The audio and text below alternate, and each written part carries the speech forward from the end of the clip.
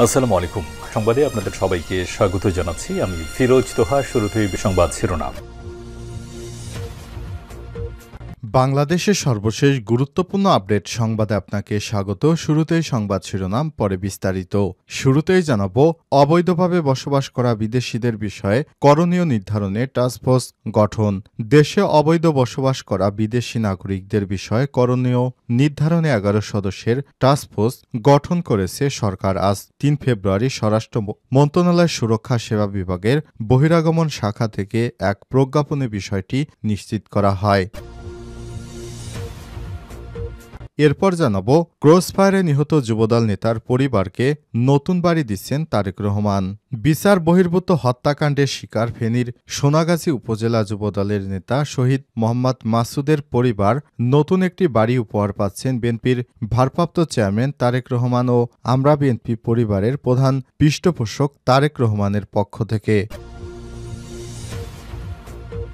এদিকে ঘন কুয়াশার কারণে ঢাকায় নামতে না পেরে ফ্লাইট যাচ্ছে সিলেট এবং কলকাতায়। হঠাৎ করেই বাংলাদেশে ঘন কুয়াশা পড়ছে। এই ঘন কুয়াশার কারণে মধ্যরাত থেকে হজরত শাহজালাল আন্তর্জাতিক বিমানবন্দরে নামতে পারছে না 6টি ফ্লাইট। পরে এই ফ্লাইটগুলো 3টি কলকাতা এবং 3টি সিলেট এমএজি ওসমানী বিমানবন্দরে অবতরণ করেছে। এবারে জানাবো, হবিগঞ্জে ডাকাত দলের হামলায় ব্যবসায়ী খুন। হবিগঞ্জের শায়েস্তাগঞ্জ উপজেলায় গভীর রাতে ডাকাত দলের হামলায় খুন হয়েছেন মহসিন মিয়া 38 নামে এক ব্যবসায়ী। সোমবার 3 ফেব্রুয়ারি ভোররাতে এই ঘটনা ঘটে বলে উপজেলার ঢাকা সিলেট মহাসড়কের রাফিস মিল এলাকায়। নিহত মহসিন মিয়া শায়েস্তাগঞ্জ স্টেশন রোডের গ্রামীণ টেলিকম অ্যান্ড ইলেকট্রনিক্সের মালিক। তিনি উপজেলার নিশাপট গ্রামের মরহুম হাজী মোহাম্মদ রহিম মাস্টারের ছেলে। এদিকে পুলিশের গাড়ি থেকে আওয়ামী লীগ নেতাকে ছিনতাই, আটক 16। গ্রেপ্তারের পর পুলিশের গাড়ি থেকে পাবনার সুজানগর উপজেলা আওয়ামী লীগের সভাপতি আব্দুল ওহাবকে ছিনিয়ে নেওয়ার ঘটনায় মামলা দায়ের করা হয়েছে। এই ঘটনায় 16 জনকে গ্রেপ্তার করেছে যৌথ বাহিনীর সদস্যরা। গতরাতে সুজানগর উপজেলার বিভিন্ন স্থানে যৌথ বাহিনীর অভিযানে তাদের আটক করা হয়। এরই মধ্যে সিলেটের বিএনপির পলাতক নেতা জানিয়েছে, মার্চের মধ্যেই শেখ হাসিনা বাংলাদেশে ফিরে আসবে।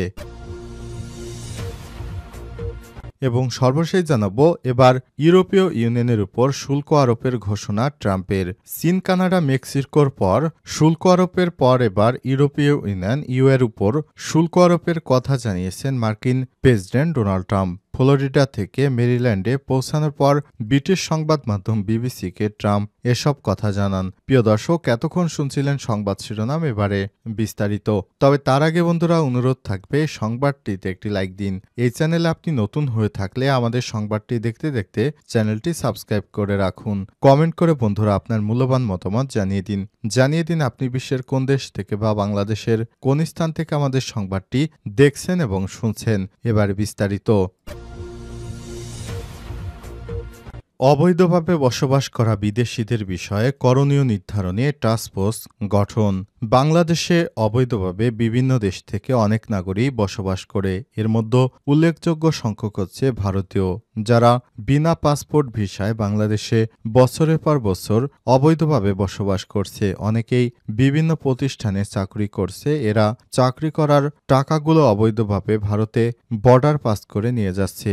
এই টাকার কারণে বাংলাদেশে তীব্র টাকার সংকট দেখা দেয়। আবার তারা অবৈধভাবে হুন্ডির মাধ্যমে ভারতে অনেক রেমিটেন্স নিয়ে যায়। তাই শেখ হাসিনা সরকার পালিয়ে যাবার পর এদেরকে ধরার জন্য পররাষ্ট্র মন্ত্রণালয় থেকে অনেক প্রস্তুতি গ্রহণ করা হয়। এরই মধ্যে এবার স্বরাষ্ট্র মন্ত্রণালয় অবৈধ বসবাসকারীদের বিষয়ে করণীয় নির্ধারণ করতে 11 সদস্যের একটি টাস্কফোর্স গঠন করেছে। আজ সোমবার 3 ফেব্রুয়ারি স্বরাষ্ট্র মন্ত্রণালয়ের সুরক্ষা সেবা বিভাগের বহিরাগমন শাখা থেকে এক প্রজ্ঞাপনে বিষয়টি নিশ্চিত করা হয়েছে।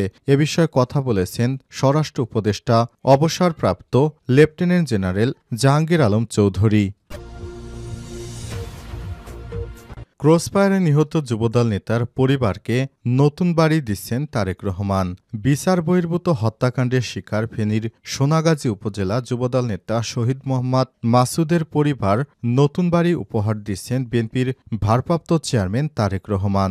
আগামীকাল মঙ্গলবার 4 ফেব্রুয়ারি সোনাগাজী উপজেলার চরচান্দিয়া গ্রামে শহীদ মোহাম্মদ মাসুদের পরিবারের জন্য নবনির্মিত বাড়ির চাবি হস্তান্তর করবে আমরা বিএনপি পরিবার এর একটি প্রতিনিধি দল। এ সময় লন্ডন থেকে ভার্চুয়ালি প্রধান অতিথি হিসেবে উপস্থিত থাকবেন বিএনপির ভারপ্রাপ্ত চেয়ারম্যান তারেক রহমান।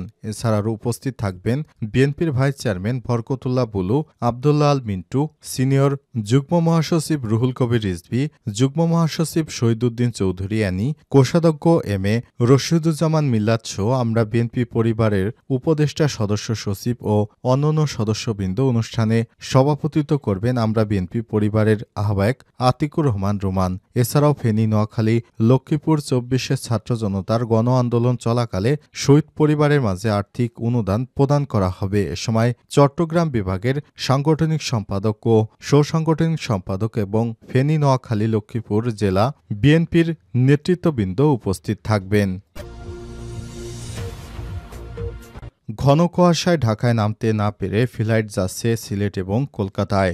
ঘন কুয়াশার কারণে মধ্যরাত থেকে হজরত শাহজালাল আন্তর্জাতিক বিমানবন্দরে নামতে পারেনি 6টি ফ্লাইট। পরে ফ্লাইটগুলো 3টি কলকাতা আন্তর্জাতিক বিমানবন্দরে আর 3টি সিলেট বিমানবন্দরে অবতরণ করেছে। রোববার 2 ফেব্রুয়ারি মধ্যরাত 2:30টা থেকে সোমবার সকাল 9টা পর্যন্ত চলে এই অবস্থা। পরে সকাল 10টার দিকে বিমান ওঠানামা স্বাভাবিক হয়েছে। বিষয়টি নিশ্চিত করেছেন শাহজালাল আন্তর্জাতিক বিমানবন্দরের নির্বাহী পরিচালক গ্রুপ ক্যাপ্টেন কামরুল ইসলাম। তিনি জানান, ঘন কুয়াশার কারণে মধ্যরাত থেকে ফ্লাইট চলাচল ব্যাহত হয়েছে।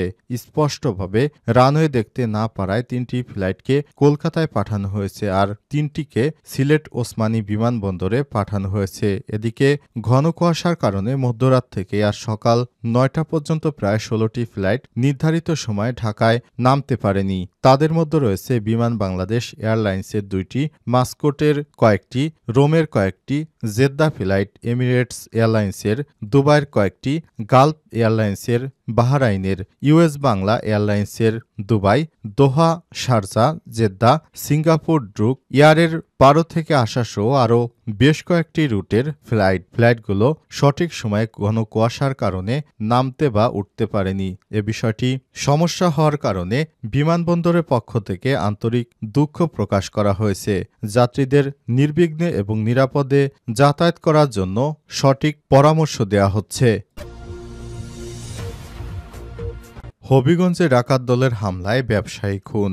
সিলেটের হবিগঞ্জের শায়েস্তানগর উপজেলায় গভীর রাতে ডাকাত দলের হামলায় খুন হয়েছেন মহসিন মিয়া 38 নামে এক ব্যবসায়ী। সোমবার 3 ফেব্রুয়ারি ভোর রাতে এই ঘটনা ঘটে। উপজেলার ঢাকা সিলেট মহাসড়কের রাফিস সমিল এলাকায় ঘটনা ঘটে। নিহত মহসিন মিয়া শায়েস্তাগঞ্জ স্টেশন রোডের গ্রামীণ টেলিকম অ্যান্ড ইলেকট্রনিক্সের মালিক। তিনি উপজেলার নিশাপট গ্রামের মরহুম হাজী মোহাম্মদ রহিম মাস্টারের ছেলে। স্থানীয় সূত্র থেকে জানা গেছে, মহসিন মিয়া দোকান বন্ধ করে ইউনিয়ন বিএনপির সভাপতি মোহাম্মদ ইলিয়াস মিয়াকে নিয়ে মোটরসাইকেল যোগে বাড়ি যাবার পথে দেওন্দি ক্রস রোডে গিয়ে শুনেন রাফিজ সমিলের কাছে ডাকাতেরা গাছ ফেলে ডাকাতি করছে। এ সময় তারা এগিয়ে গেলে ডাকাত দল তাদেরও আটক করে মোটরসাইকেল, মোবাইল ও টাকা ছিনিয়ে নিয়ে যায়। এই ঘটনার সময় মহসিন মিয়া পালিয়ে যেতে চাইলে ডাকাত দল তাকে ধা করে। বিষয়টি এলাকায় জানাজানি হলে স্থানীয়রা ঘটনাস্থলে গেলে ডাকাত দল পালিয়ে যায়। এদিকে মহসিন মিয়াকে ঘটনাস্থলের পার্শ্ববর্তী একটি